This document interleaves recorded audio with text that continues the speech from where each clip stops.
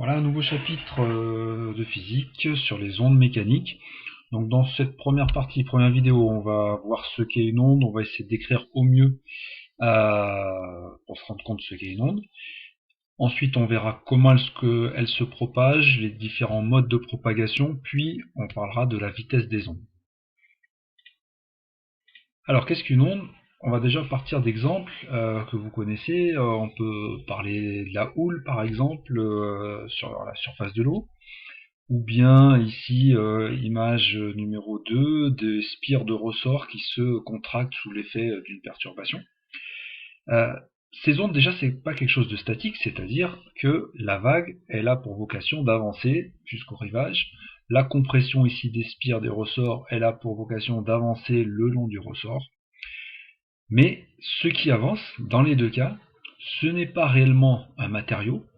Ici, on ne peut pas dire qu'une spire particulière va progressivement passer jusqu'à l'autre bout du ressort. Là, on ne peut pas dire que si on isole une molécule d'eau, la molécule d'eau qui est ici dans la vague est la même qui va s'échouer plus loin sur la plage. Ce qui se propage, en fait, c'est plutôt une information, la perturbation liée à cette information, et alors que la matière elle-même va plutôt rester sur place, en étant perturbée, mais en restant sur place. D'où la définition donc d'une onde progressive, c'est ce phénomène de propagation d'une perturbation sans transport de matière globale, mais avec transport d'énergie malgré tout. Alors, quelques remarques par rapport à cette définition. D'abord, on va compléter la définition en utilisant le mot mécanique si le milieu qui est traversé par l'onde est affecté par cette onde, alors affecté par des vibrations, des oscillations, des micro-déplacements.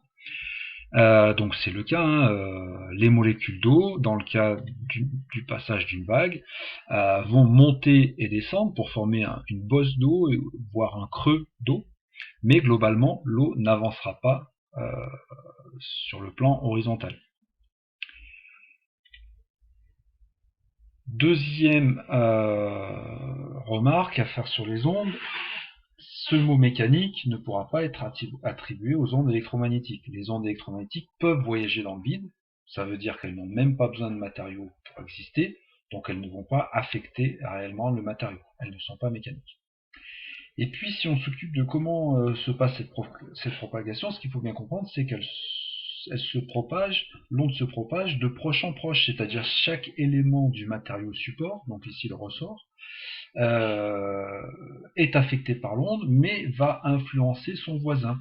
Les spires se rapprochent, mais en se rapprochant, elles tirent sur le voisin, du coup le voisin se rapproche à elle également, et ainsi de suite. C'est comme ça que la propagation se déplace. Que ce soit le long du ressort ou que ce soit au niveau transversal. Alors d'ailleurs, on va faire la distinction entre ces deux types d'ondes. On va qualifier l'onde de transversale si le mouvement lié à la perturbation est perpendiculaire à la direction de propagation. Donc on peut imaginer que ça, c'est la surface de l'eau avec une vague, donc constituée par une bosse d'eau et un creux d'eau. La propagation se fait sur le plan horizontal. Dans le cas des vagues, les molécules d'eau vont être perturbées en ayant un mouvement vertical. On pourra donc qualifier l'onde de transversale. Longitudinale, c'est l'inverse, c'est si le mouvement lié à la perturbation a la même direction que la propagation.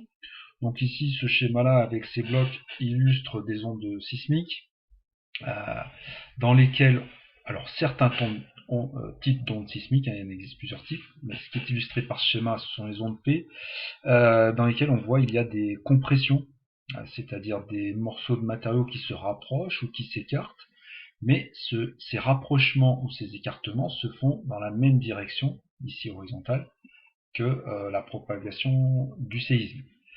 Ça ressemble au ressort qu'on a vu tout à l'heure. Alors, donc ces ondes se propagent et on va pouvoir définir une certaine vitesse à laquelle l'onde se propage.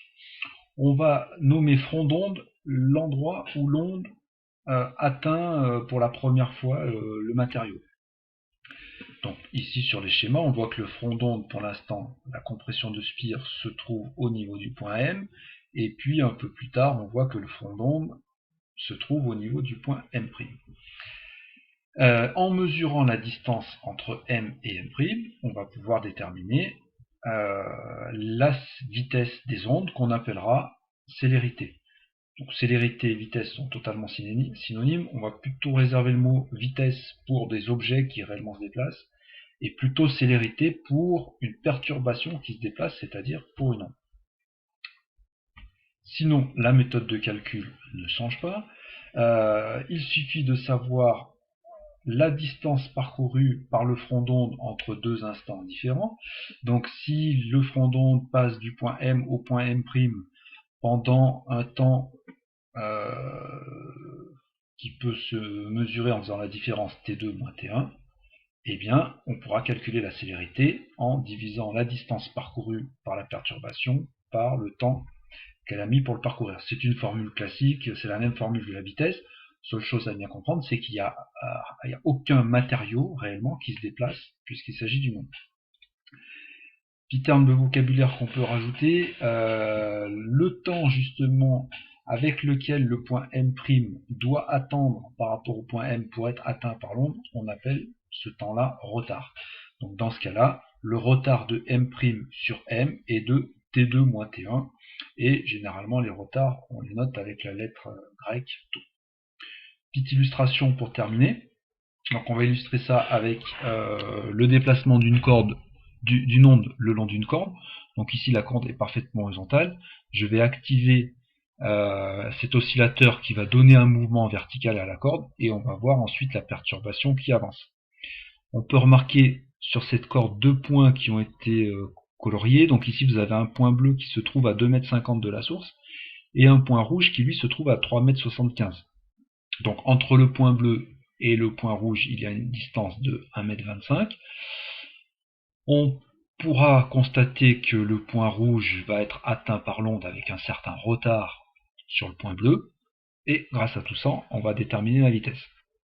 Donc c'est parti, on voit l'onde qui se forme, qui passe par le point bleu, puis avec un certain retard par le point rouge. Ceci a été enregistré sur le graphique qui est ici, qui a représenté le mouvement du point bleu et le mouvement du point rouge. Donc le point bleu a bien été atteint par l'onde avant, puisqu'ici on a un axe des temps, et le point rouge avec un certain retard. On peut mesurer ce retard, donc pour ça il suffit que je mette le curseur au niveau, alors je peux le mettre au moment où l'onde a commencé à atteindre le point bleu, ou quand elle a fini de l'atteindre, ou quand le point bleu était au sommet de sa trajectoire, ça ne change rien. Donc je vais prendre le moment où l'onde avait juste atteint le point bleu, c'était au temps t égale 1,20 secondes, et le point rouge est atteint au temps t égale 1,85 secondes. Donc ça veut dire que le retard 1,85 moins 1,20, ça fait 0,65 secondes. 0,65 secondes pour parcourir les 1,25 m. Voilà, on pourrait ainsi déterminer la célérité de l'onde. J'en profite pour vous faire remarquer que une fois que les ondes se propagent, elles peuvent avoir des tas de propriétés différentes. Elles peuvent se réfléchir. Je relance l'animation. Si elles arrivent sur un objet fixe qui ne va pas absorber l'onde, et bien l'onde va repartir dans l'autre sens. Donc les ondes peuvent se réfléchir. On peut aussi constater, donc je reviens à une extrémité avec amortisseur, que la corde elle-même, donc le matériau, a une influence sur la vitesse. Ici on avait une corde de masse linéique 100 g par mètre. Si je passe à 200 g par mètre, et bien on constate que l'onde est plus lente, puisqu'elle a atteint le point bleu maintenant en 1,73 secondes, alors tout à l'heure c'était 1,20. La tension de la corde également a une influence. Je vais passer à 2 Newton par mètre, revenir à 100 grammes par mètre pour la masse linéique. On redémarre, cette fois-ci l'onde est plus rapide.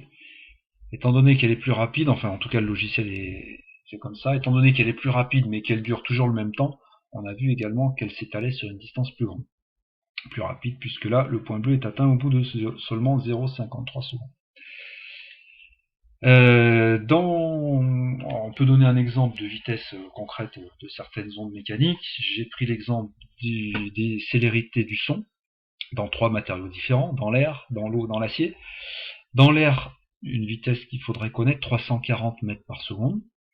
Dans l'eau, un peu plus rapide. Dans l'acier, encore un peu plus rapide. Si je reviens à l'animation que je vous ai montrée, vous comprenez que c'est lié à la dureté du matériau. Plus le matériau est dur, plus les ondes, sonores ou, comme tout à l'heure dans le cas de la corde, vont avoir tendance à aller vite. Voilà, on va poursuivre avec une seconde vidéo pour étudier une catégorie particulière des ondes, ce seront les ondes périodiques.